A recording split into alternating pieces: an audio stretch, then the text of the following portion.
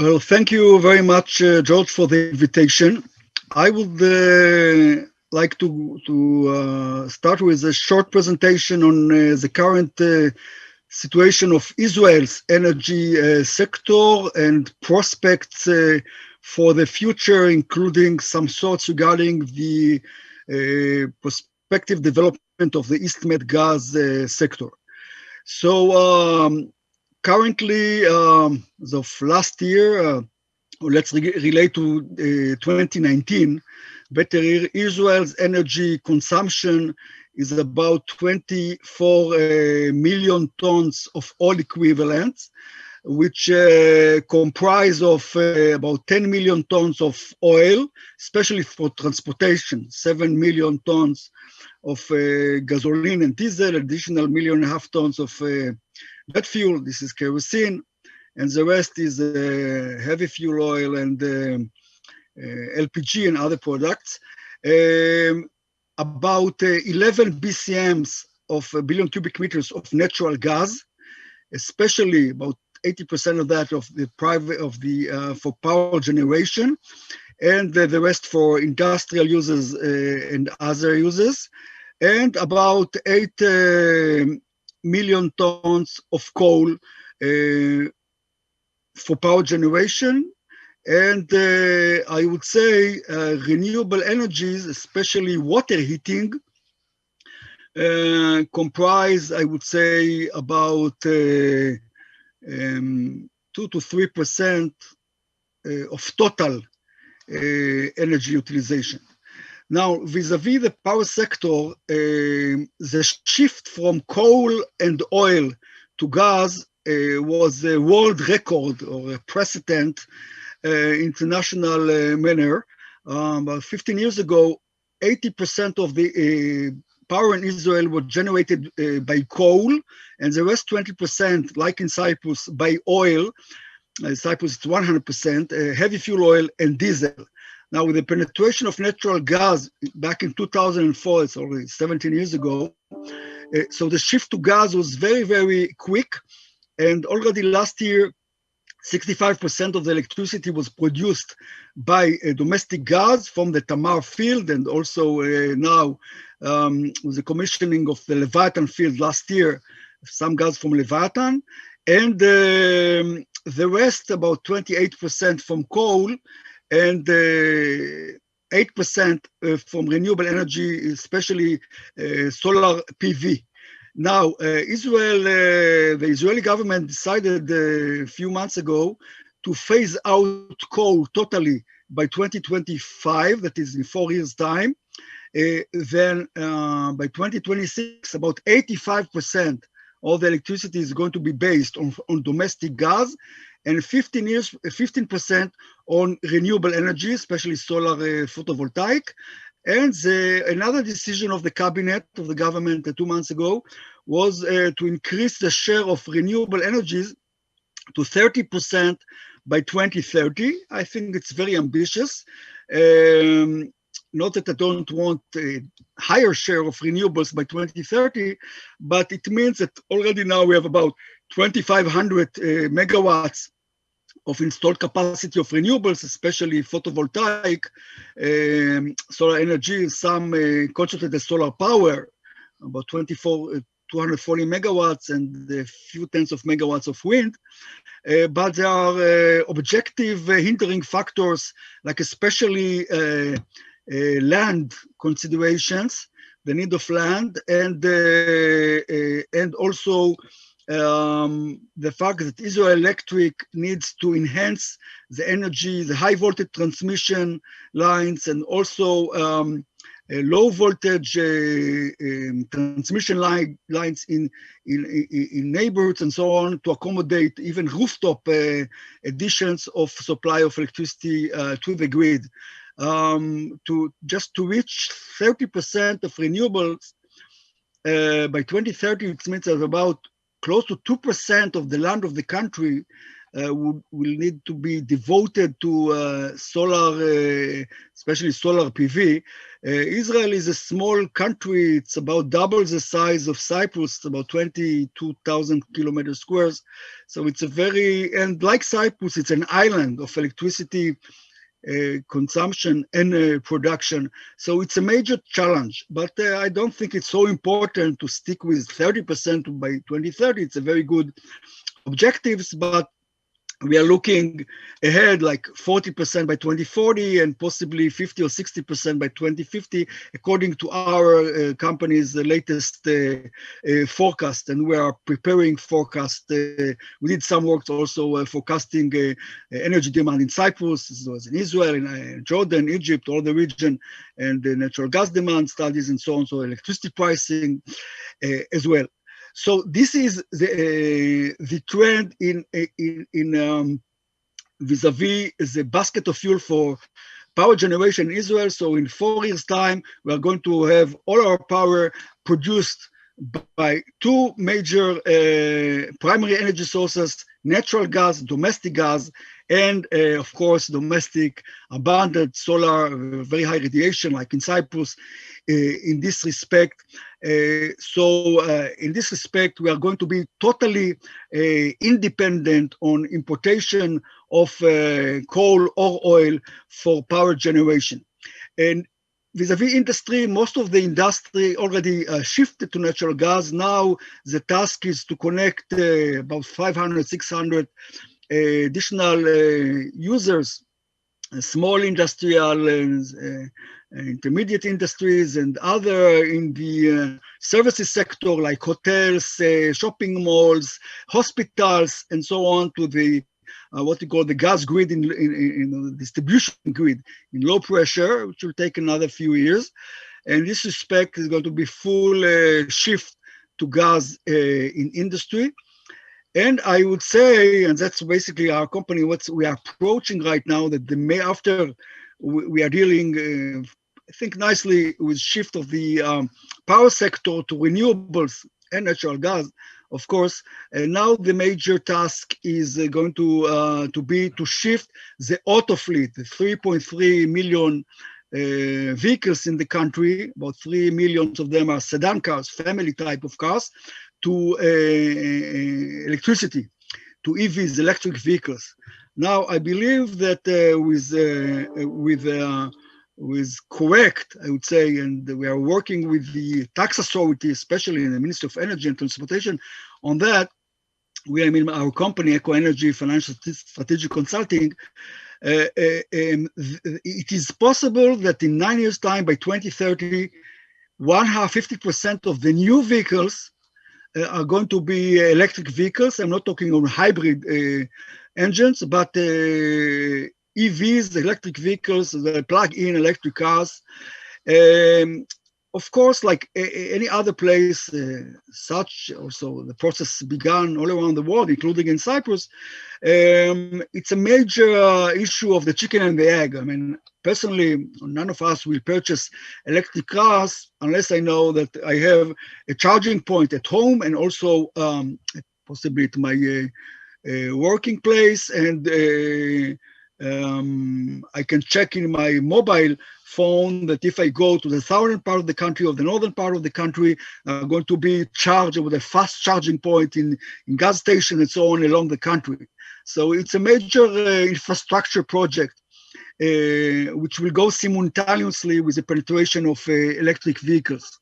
Now, our vision is that if by 2035 and 14 years from now, it's not a long time when we are talking about a major infrastructure and technological change, Israel will ban totally the importation of, I would say, small cars, sedan, family cars of internal combustion engines, which run on diesel or gasoline.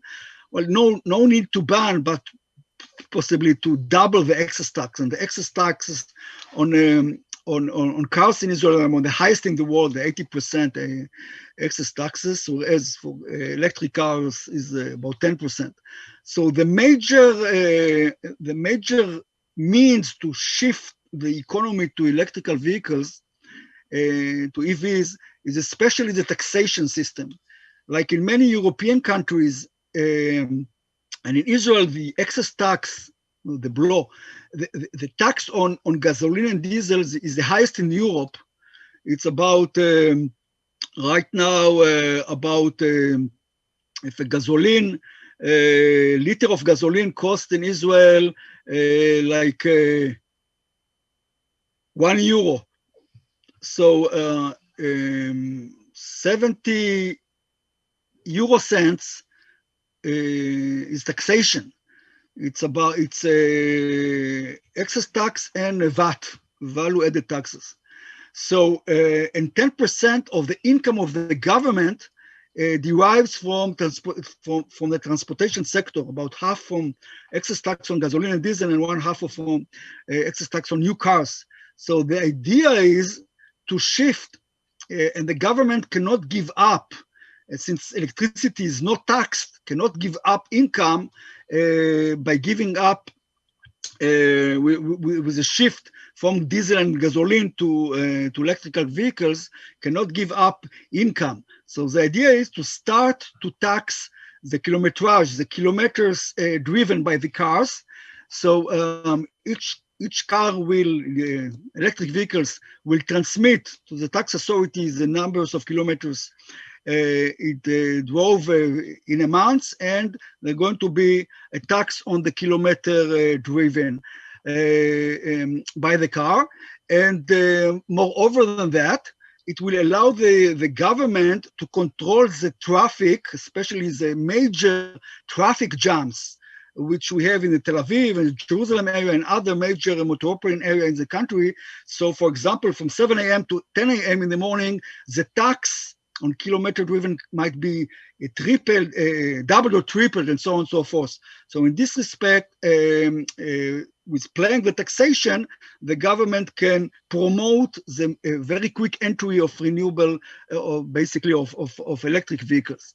So the vision is that if by, let's say, in 10 to 20 years' time, we are going to drive, at least as small cars, sedan, family type of cars, on electricity.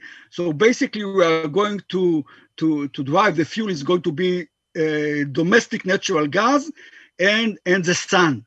So as we have more and more, the percentage of renewable energy in the fuel mix of power generation is going to increase. So the share of transportation that we are going to utilize the sun and the wind is going to increase, because these are the major sources, and gas, of course, for power generation.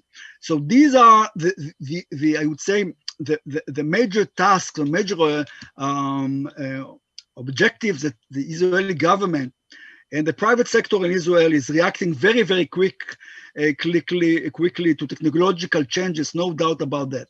Now, vis-a-vis the intermediate and longer term, I'm a great believer in hydrogen.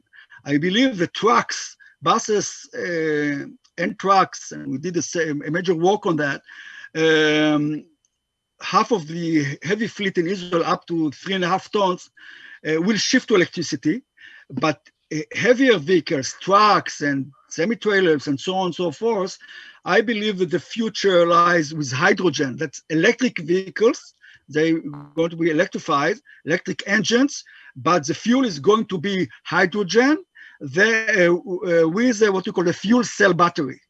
So I believe that that's the direction that the world is going, and we see in Europe, in China, and in the United States. Complying with also the Green Deal of Europe, and I believe the Biden administration, I believe that there's going to be what they call a carbon tax imposed on all carbon fuels that emit, say, carbon dioxide.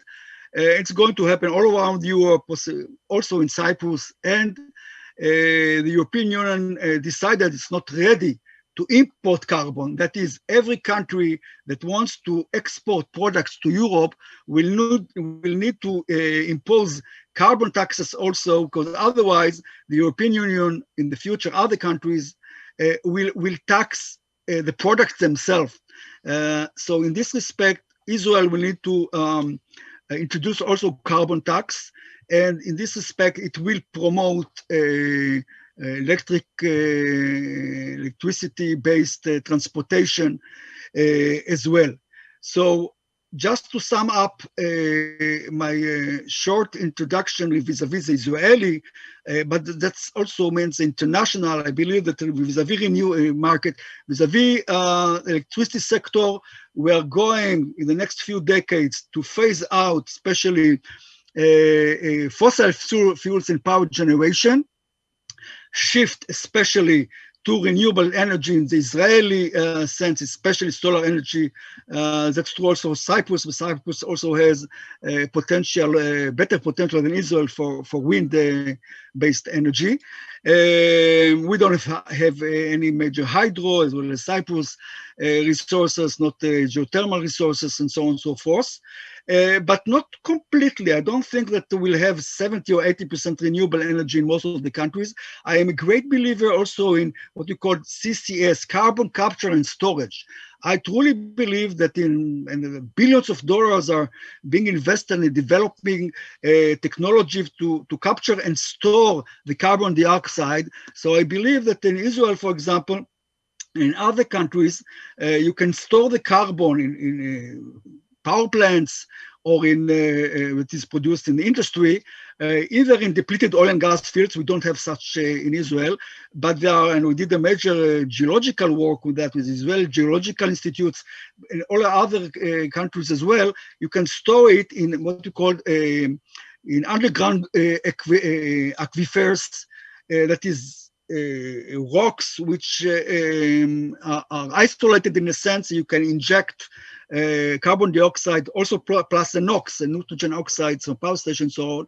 So in this respect, if we produce electricity with natural gas and capture and store the emissions, so what is the benefits of renewable energy over utilization of domestic gas in this sense? Especially when an island country like Israel will always need to have a major backup of natural gas for renewable energy. In this respect, also there is a need it is very important to stress the importance of energy storage. So only 3 years ago, it was 4 years ago, when Elon Musk introduced the 150 megawatt farm of battery farms of, again, the lithium-ion batteries in Australia. And already today there are tens of thousands of battery farms which are constructed all around the world. And in Israel, if you wish to get a 30, 40, 50% of renewables, so we have to install thousands of megawatts of battery farms, and not only lithium-ion battery farms, which today became a commodity, and the prices of lithium-ion also dropped by 90%, like the photovoltaic cells. But there are also other technologies, Israelis and others, like storing energy in compressed air and other, and of course, pumped storage. We have several hundred megawatts of pumped storage facilities and so on. But for a country which have only one type of solar energy, of renewable energy, solar, and not a backup of a mix of wind and solar and geothermal and hydro, storage of electricity is very, very important.